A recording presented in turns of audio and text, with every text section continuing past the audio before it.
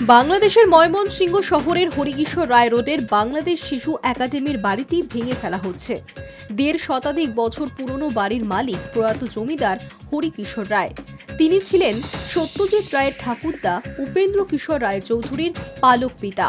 উপেন্দ্র কিশোর দীর্ঘদিন ওই বাড়িতে বসবাস করেছেন।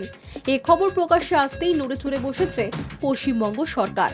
মুখ্যমন্ত্রী মমতা বন্দ্যোপাধ্যায় বিষয়টি নিয়ে উদ্বেগ প্রকাশ করে সরাসরি বাংলাদেশ সরকারের কাছে হস্তক্ষেপের আবেদন জানিয়েছেন। তার আর্জি, এমন এক ঐতিহাসিক জায়গা যার সঙ্গে বাঙালির রেনেসাঁর আত্মিক যোগ, তাকে নষ্ট হতে দেওয়া যায় না। বহু বছর বাড়িটি বাংলাদেশ শিশু একাডেমির ময়মনসিংহ জেলার অফিস হিসেবে ব্যবহার হতো। জানা যাচ্ছে, শিশু একাডেমি বাড়িটি ভেঙে বহুতল তৈরির সিদ্ধান্ত নেয়।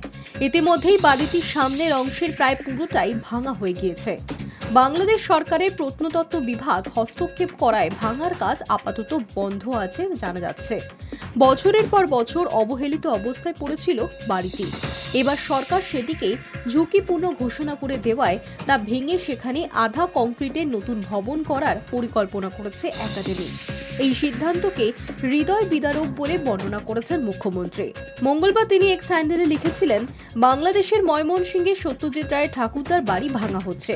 স্মৃতি বিজড়িত এই বাড়ির ধ্বংসের খবর খুবই দুঃখজনক। রায় পরিবার বাংলা সংস্কৃতির অন্যতম প্রধান ধারক ও বাহক।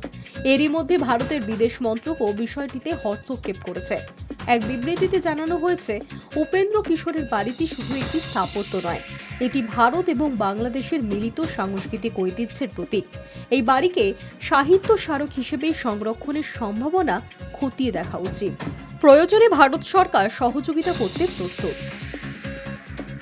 High news network.